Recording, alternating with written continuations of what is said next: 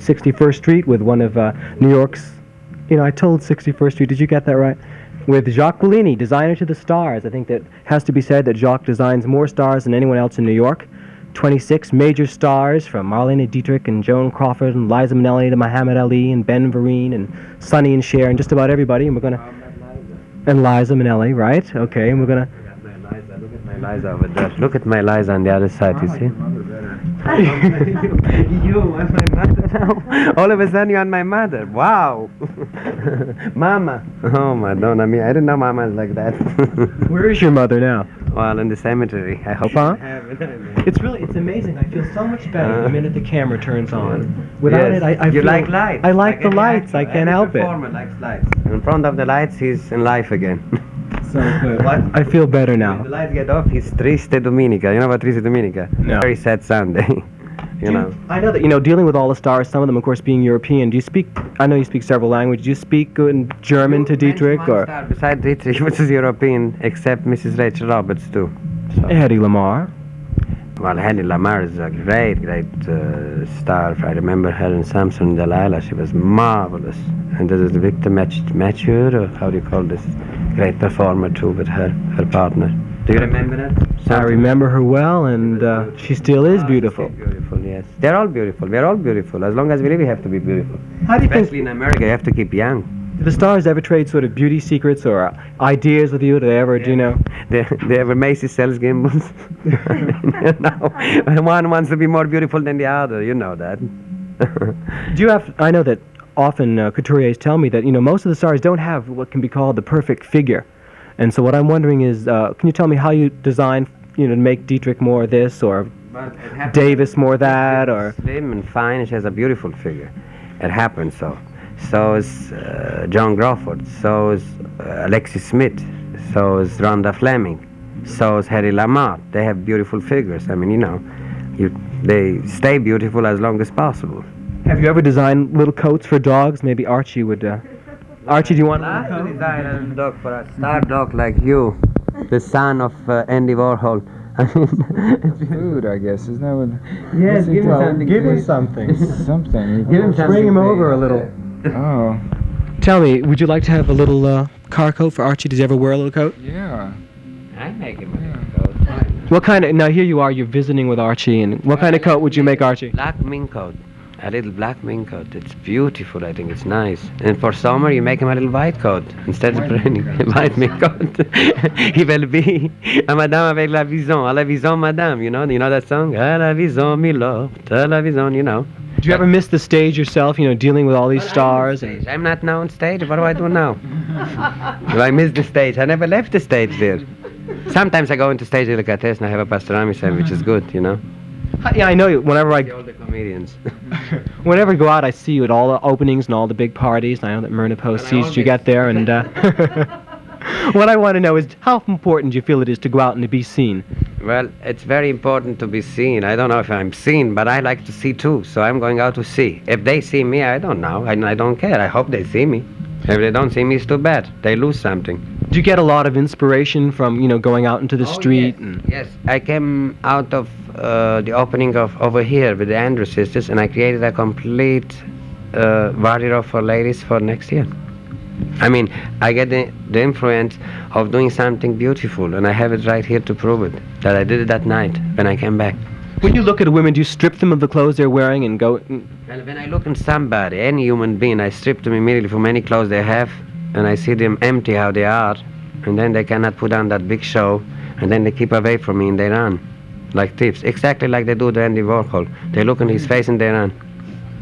They run? I don't know. They can't take it. I don't run. They can't take it, darling. They can't take it. They can't take it because they see that you see more than they see.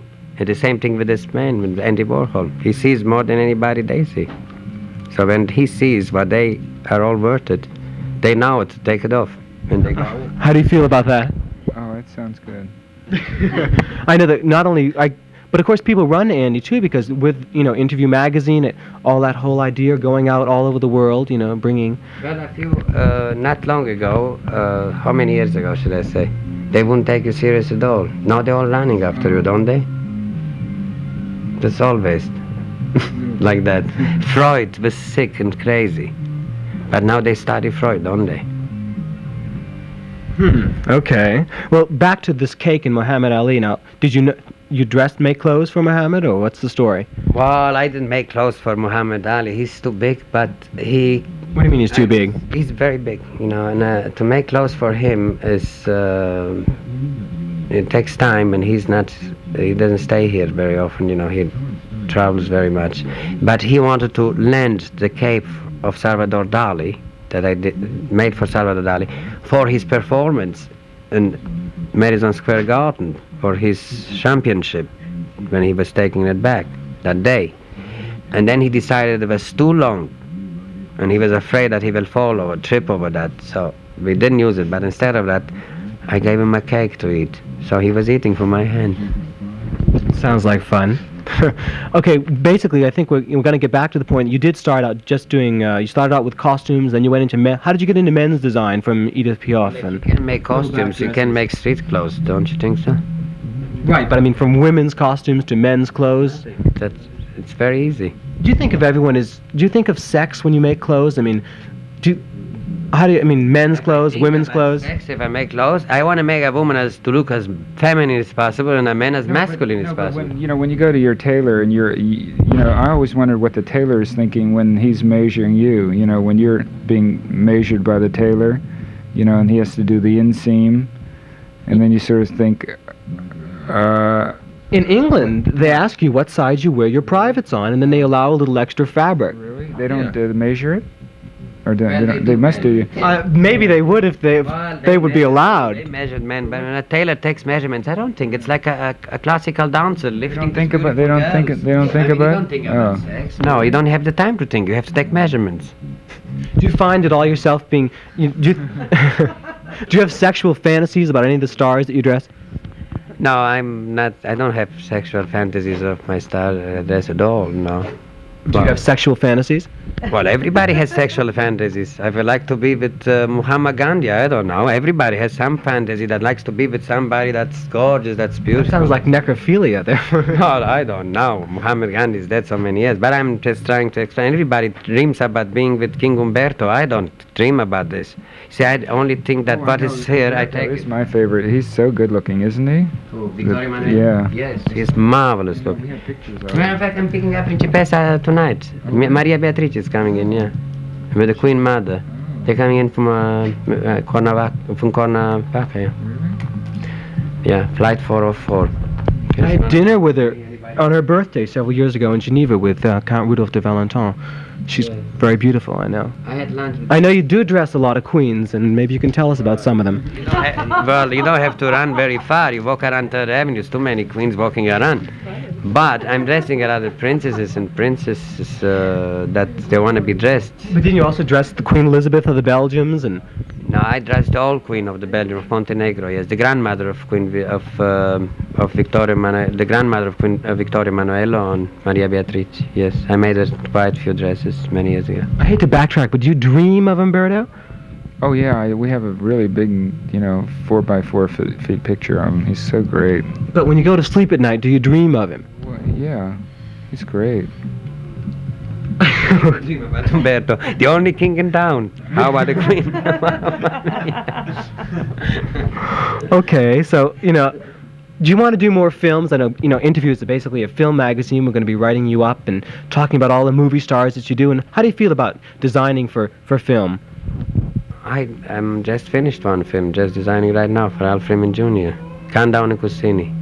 Director Ossie Davis directing. Here's the script in case you want to see it. I still have it here. I haven't got time to read the script, but I'm sure you don't have the time. But who was it that made the exaggerated shoulders for the? I can't remember. Very famous. The designer that designed for the old movies, and he always made the shoulders really big. Well, I'm blank right now. Who? Adrian, right. The point is this. Do you have to exaggerate or make clothes any different for the film? No. You have to make as natural as possible. As natural as possible. To look a person to his character and his personality. You cannot exaggerate a person. Not to make him really something what he doesn't belong to be. It's like having a bad play. If you put somebody and a role and a part that doesn't belong with him. You couldn't take a 70-year-old lady and make it 15-year-old. Well, the actresses will laugh at that, to play the 15-year-old because she paid 50 years before. But you can't do it. It doesn't look good. The same thing with a human being. You have to make him look him. It has to be you. That's the beautiful song. It has to be you. Remember that? Do you sometimes tell the stars to... Do you ever tell them, cut the crap, man, we know you're over 60, what are you doing in bows and lace? Yes, definitely. Definitely, I tell them. I mean, Kim Hunter was made up one night by some friend of ours in common. I don't want to mention names now because I don't... Mention names, interview Prince all. I don't want to mention the name. He did it like she was a little girl, 17, and I was thinking... Send the PR lady to the bathroom. And I was thinking that you can't be 17 again. You have to go according to age. You have to dress lovely, lively, but you can't dress like a 17-year-old girl when you are 70, That might be fun. Wouldn't that be fun? I think it really would be fun. Whatever happened to Baby Jane? Didn't Betty do that? My God, she came open the door and here was, my God, that beautiful lady again. I know that John Crawford all over the steps. I know that you've done clothes for both Betty and Joan. Can you think of any anecdotes about those stars? Well, they have so many anecdotes. They don't want to share it lately because they are rich, both of them. So they don't share anecdotes and they don't want to share their privates either. So I just made the clothes. Can you tell us anything? I know that about all the stars that... In fact, I was hoping we were going to see some of the clothes. Whatever happened to Tony? Tony is shooting for Vogue today, and he promised me that he will be here. Any minute he's finishing that. But he could not say... Say when, huh? Okay, well, I know that, a lot of the... Which is your favorite man that you're dressing? Richard Raintree, Johnny Mathis, James Caan... They're all my favorites. I cannot make one favorite. They're all my favorites. As long as, look... They buy clothes here, I make them the clothes. Do they ever say anything like, cut this fag stuff, man, I'm not going to wear that tie, or... No, I don't understand what I mean by fag stuff. I don't think it exists fag stuff, except that a man dresses with a dress. He looks like a travesti. But I don't think it exists like fag stuff. Do they ever say, they want something super masculine, or No, they are masculine to begin with, so they don't have, they're not insecure that they're not. A man is secure when he knows himself that he's a man. If a man that does not himself that he's not a man, then he's insecure. He's afraid to wear this, he's afraid to wear that. If a man is insecure, that he knows who he is. You don't have to worry what you're wearing. You can wear a bedsheet and run around the street. People may think you are crazy, but it's your problem. You take the consequences. You go to war, you take consequences. Do you find that most of the men that come here and buy their clothes, or the stars, or the regular people do you think they're buying their clothes for the status of wearing a Bellini suit, or, this or that? Do you find that it's insecure people who dress extravagantly? I don't have extravagant clothes, except for the extravagant artists that requested such a costume for such and such a performance, or for such and such a affair, for such. What was the most extravagant thing you ever made, and for who? For Liza, I made jackets, beaded in diamonds, and the skylight of Manhattan. Diamonds? Yes. How many diamonds? Well, they were not all real. There was a few real ones. She had by 35 carats of diamonds, and the rest were very good Austrian. How great. Well, I gave it to him too. Why to me? To both of you. I don't blame you. Really? Oh, really? Wow, what a beautiful thing in the morning. In the morning. What do you do for a living? Somehow I lost track of that conversation. I'm supposed to be in control here. He's supposed to be in control. What is this, huh? Canini, all of a sudden you're in control. I'm Renata De Baldi. You're going to lead into your big stardom. You're going to be in the movies. I hope I should be in the movies. It's about time I'm in the movies. I always used to be in the movies in 42nd Street for 60 cents a ticket. I used to see 2 movies. It's about time they put me in the movies, and they come to pay 60 cents for me. No, I'm just kidding. Don't take me. No, he's good on Don't take me serious. Take me. I know that Take me home. What time? I'll take a Bellini home. I'll take a suit or a shirt or. There's so many people. You know that I'm in the cemetery already. So many people were buried with my clothes. I swear. Were you named after that drink? The Bellini? No. No? It's named after my father. What is the Bellini drink? It's grapefruit juice and champagne, isn't it? No, peach juice. Peach juice. Something Champagne. Mr. like Johnson mimosas. used to have that, and for that reason he died so fast. Who?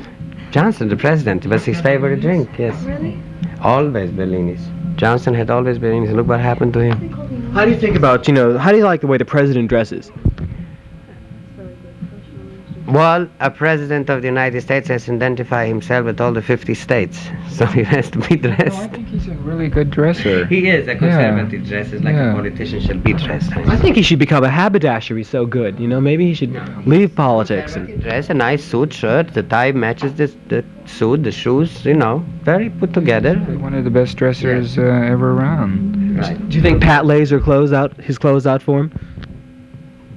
Well, they have to, that he's a little bit here, and there, and they have to fix him up a little bit here, I read that you did suggest that all women put their clothes out in the evening for men. You really believe that? I do believe that. I think if a man is mixed up, when he doesn't have the time to put it together, mentally he's so busy with going to the bank and running to the business and flying over the cars and falling down with the planes, and they collect the insurance, their wives. At least the one thing they can do for them, to put something together for them at night. Instead of cooking that TV dinner, they shall put their husband together. They look like decent people when they walk in the streets. They don't look like a masquerada, like they look like Carnival in Rio.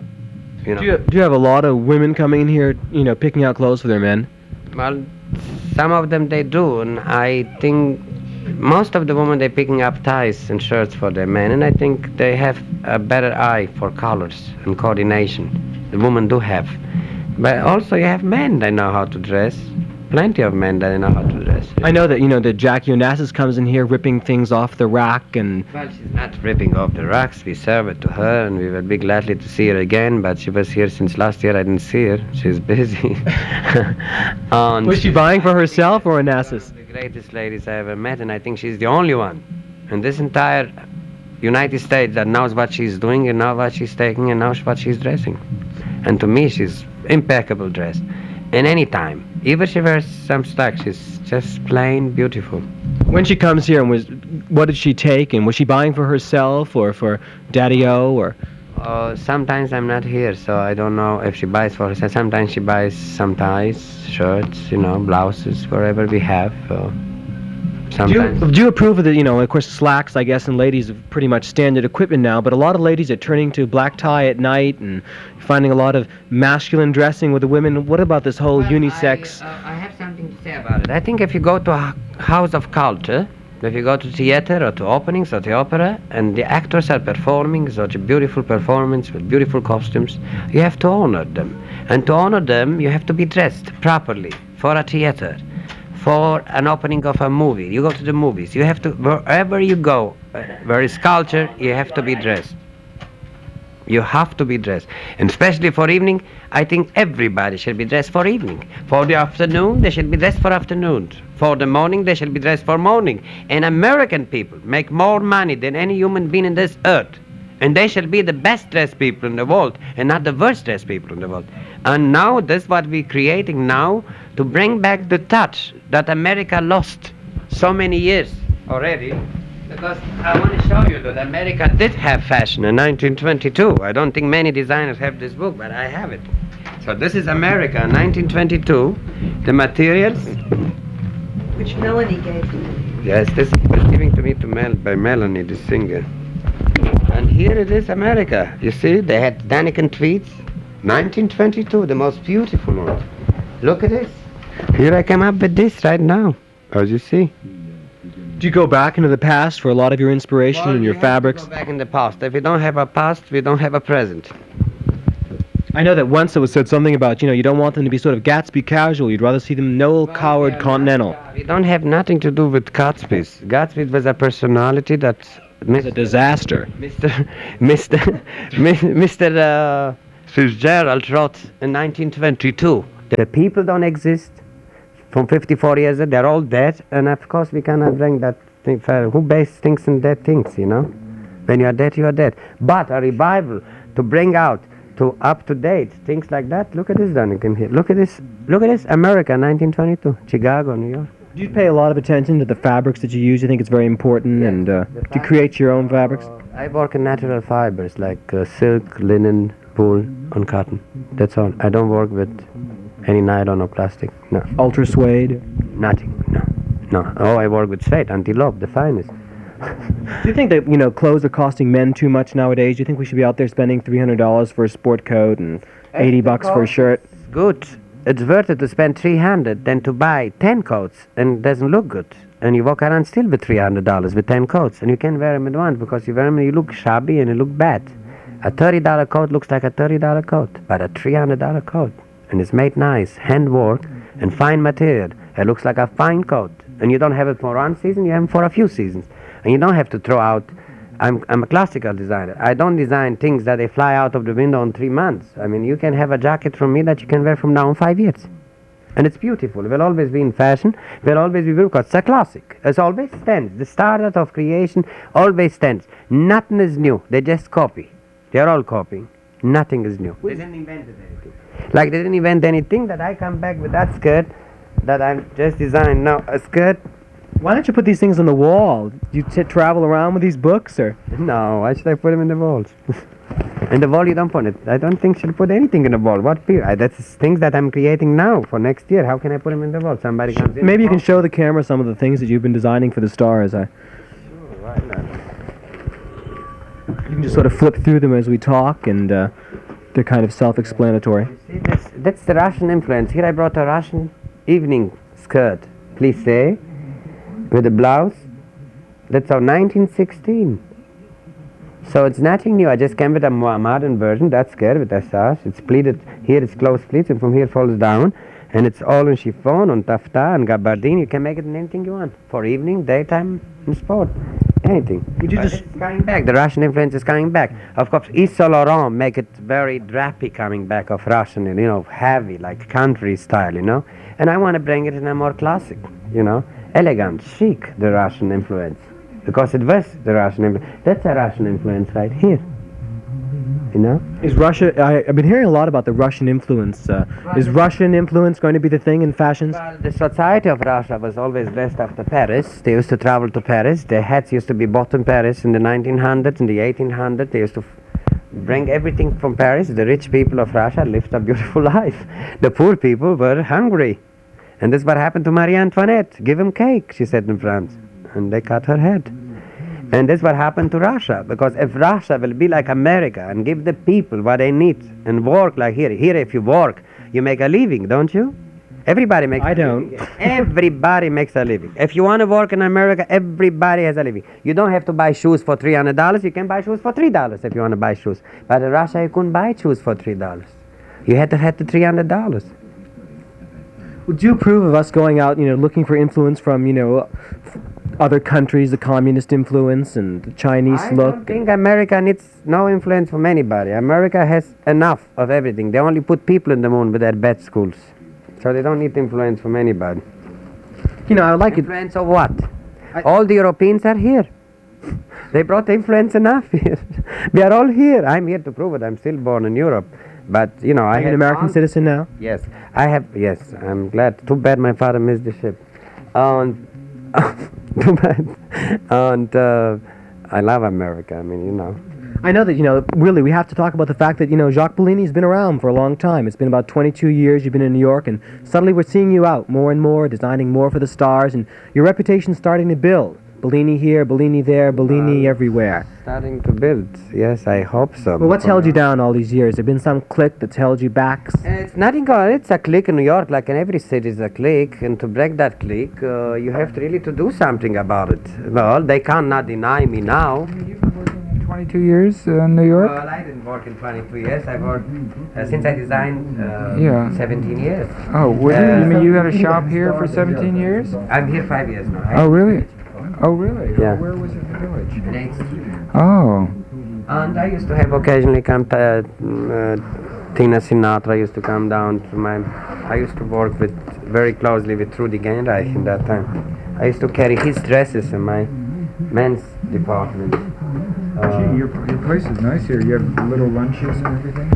Is this made every day, or? Clients. Sometimes a lunch like that costs somebody $1,500. Looks like a pretty good turn of profit. A cognac can cost you $500. I had a lady, she had on cognac and a coffee for $5.72 yesterday. Right there? Did you write the check? Did you do this in the village too? No, in the village we didn't have time. They were stealing. I didn't have time to serve anybody. They were stealing everything I had. Are you kidding? I find that lady with a tag hanging down from her coat. And I said, hey, excuse me, young lady, would you like to give me that dress back? She says, Wait a minute, I didn't take that here. I took it downtown. Over there. It was my label, lady. Wait a minute, I took the rest back. So I didn't have time to serve any cognac or things in the village. I had to run after them. Between the police and me running, believe me, I didn't have time to serve anything. You know, For that reason, I ran away from the village, you know. They got very bad, you know, got very bad. did you do custom things down there too? Yes, I did a lot of custom. I know that Jacques is a great actor, and I'm going to put him on the spot. You're really a great actor. We're going to find something. Yes, I think. No, great. Gee. How come they don't put you in parts and, when they come in? Well, they don't put me in parts, they put me in pieces, but they put me somewhere, I hope they put me something. No, they don't put me in parts because I don't request anything to put me in parts. I'm happy with what I'm doing, but if a movie comes around and they said, listen, Jacques, we want to put you in the movie, I wouldn't refuse it. I will sit there. Why refuse anything? I take anything that comes along. If something good comes out of that, I'm very, very happy about it. But sometimes, We have a movie we're working on now called Bad. It's about... Bad Midler? No, Bad. B-A-D. The bad? Yeah, Bad. To take a bad? No, just be bad. Wow. So maybe you'll be in that. Why not? Okay. I take a shower. Listen, if you put me over there to be there, whatever it is, I can be there. If you wanted me to be there, I will be there. What time is it of the day? Andy was in a movie recently with Liz Taylor, right? Yeah. Who would you like to star with? We're I'd like to start with you. You're not a bad star at all. You're kidding. You're the biggest star of them all. I'd like to be with anybody, any actor, any performer, anything to do with theater. I love it. Or movies, or anything. Did you feel like the biggest star of all?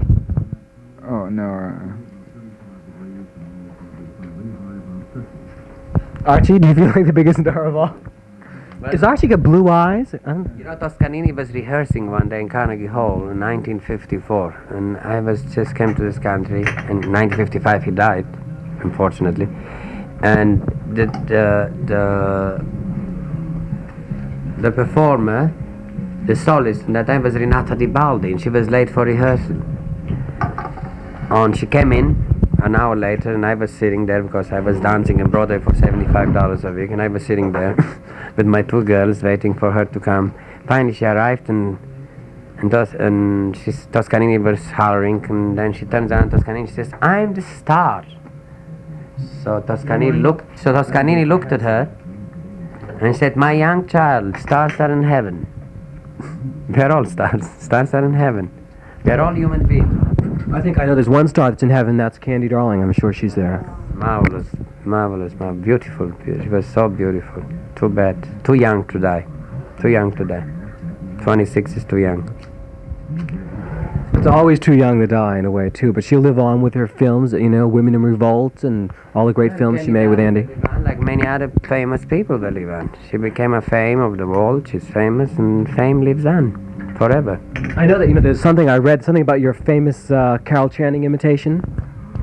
Channing imitations? Yes, my diamond boys. Yes, I like. You like it? Did you do any other imitations? No, I do some imitations. Go ahead, give us your imitations. Andy loves imitations. How about who? I love them too. It's. I love them. I don't like they're going to kill me. And I'm going to make their dresses anymore with me. They're going to Holston, and I'm going to hang myself in the middle of the street from some sugar sack or something. No. Go ahead, come on, give us a couple. Just one more. But who do you want me to do? Oh, you do it. Who do you want him to do, Eddie? Betty Davis. Betty Davis. My God, this will be the trick to the Betty Davis. Is this I said that you? I can't do Betty Davis now. Yes, dear. You don't like me either, right? Your boss wants me to theater. Oh my God. Now I know how I left the theater. Even the dogs don't like me. I know that wasn't long ago that you were doing things for Sonny and Cher. Well, when Sonny and Cher, just before they moved to California, they were with me. Since they moved to California 2 years ago, I lost them to Maggie and Bob Maggie. And Bob Maggie makes their costumes and everything.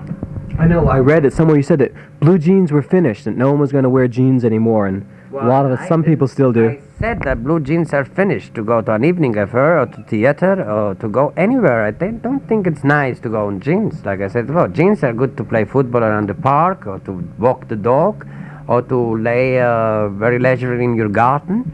But it's not to go to a house of culture or to church. Well, I wonder, we're going to close up now, and because I know that Andy has to go.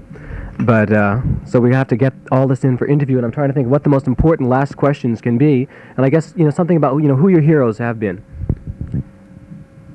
Who what? Your heroes. My heroes? And what, in the movies? No. Your heroes, as far as, your inspirational, did you admire Bellman or admire this one or that one? Do you have any heroes at all? I don't have heroes, no. I don't admire a human being. I admire... Close this off now. Okay, the point is this. I read that you were offered $2 million for your business as it stands. You, one of the only American designers to design for Europe and so forth and so on, and you turned them down. Why didn't you sell out? What have you got in plan for New York, America, the world? What are your hopes, your dreams, your future? I can take the $2 million and say goodbye, Walt, and go back dressed. Just give my name and they will design what they want to design, and I don't want it. I want to design what I want to design because it's my pleasure to see people beautiful and not to design what they want to design because they give me a couple of $1 million and I'm going to spend it and I'm not going to have nothing. The public is not going to have anything and nothing is going to be nowhere and my name is going to become nothing. So for that reason, I turned down. Do you think that when designers sell out to big business, they sell out part of their creativity? What do you think? They're sitting 24 hours designing for the factories? They do whatever they want to do. And they put the name and the label of the designer. Then designer is worthless. Like Pierre Gardin, put his name in anything. Toothbrushes, hangers he makes all of a sudden, accordions he makes, I don't know, everything. He doesn't make anything, nobody makes anything anymore. When you sell out like this, they don't make. Do you have any last words of fashion advice to all the readers of Interview and the watchers of cable television? Simplicity. Dress as simple as possible and not to walk around like an Indian with 100 different colors. 2 to 3 colors to break, coordinated colors. Beige and brown with a little green scarf will be nice. Navy and white is nice. Black and white is nice. Forest green and rust is nice. This kind of colors, I suggest simplicity. What do you think of plaids and stripes like Andy's wearing today? Well, if you have plaids and stripes, Andy is a speciality, and a speciality can dress with anything he wants to dress. How do you feel about dressing, Andy?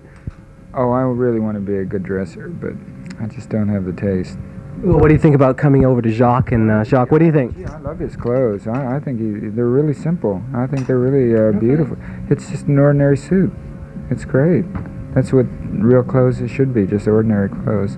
Just elegant. Looks great. Simple. Elegant, yeah, simple. It's really beautiful. The greater you are, more simple you are. And he's a great man, and more simple he shall be dressed. Well, would you, you're looking at him, we've talked and we've chatted here for interview, and, got to see Andy, hear him a little bit. What do you want to design for Andy? About his dress today, when it's raining like that, and it's windy like it is. No, but what would you like to see yourself making for Andy? For Andy, I would like to see beautiful suits. I would like to see him a simple and beautiful tie, shirt, nice jackets, sports slacks to match, beautiful shoes, everything, just simplicity and elegant, coordinated colors. And he has a beautiful body too. I mean, he's very slim, and that's what I like about men. And they don't have these bellies, they can make anything you want. For him, it's very easy to do anything you want.